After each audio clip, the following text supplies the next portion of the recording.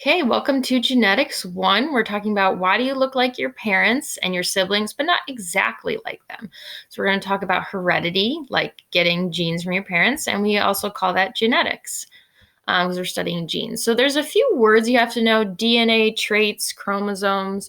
So, DNA is like all of that stuff it's the biggest thing. So, it's like all your chromosomes, okay? And then one of these little individual X's, that's a chromosome. Okay. One individual X, that's a chromosome. The whole thing, that's your DNA.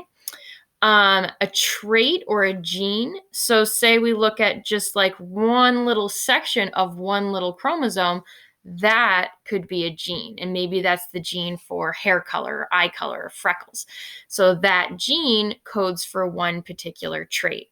So, all this stuff, this is all DNA.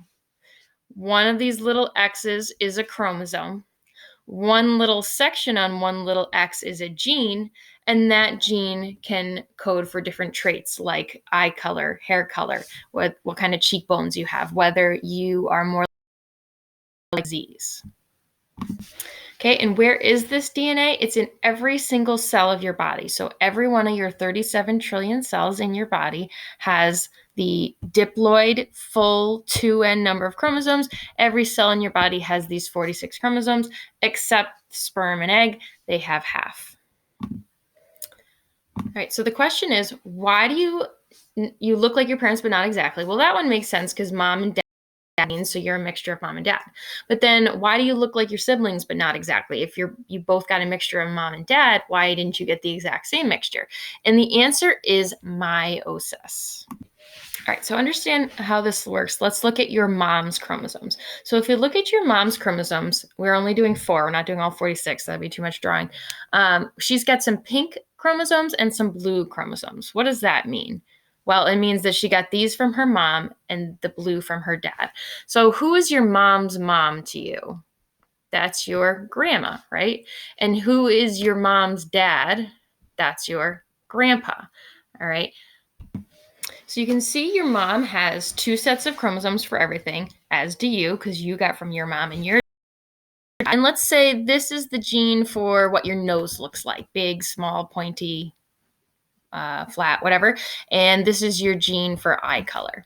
And let's do that division that we did when we did anaphase with the pipe cleaners on the board. And these split apart, and now we have this new cell over here and this new cell over here. Let's say this is you. If this is you, when that meiosis split, because remember, mitosis and meiosis are both splitting of a cell's DNA. In meiosis, you don't necessarily get the same thing. When we did mitosis, they were like 2 exact copies. But in meiosis, here's you. Looks like you got grandma's nose, and this down here, this is blue. So you got grandpa's eyes. Okay. Let's say this is your sister over here.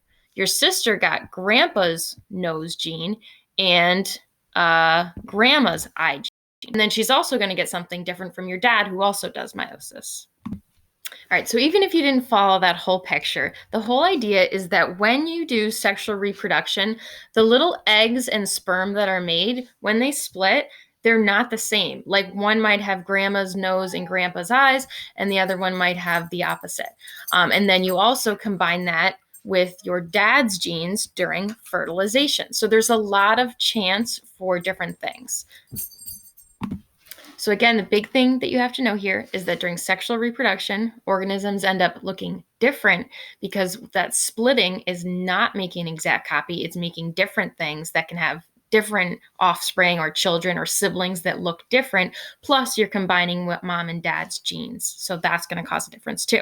There's also that crossing over that we talked about when those X's get near each other, where they actually kind of swap some DNA as well. So that's another reason sexual reproduction makes things look really different. All right, so who do we have to thank for all these differences during sexual reproduction? It's all about meiosis, the fact that there was a splitting and those 2 new cells, that's the sperm and egg that are made, are not the same as each other or as the parent.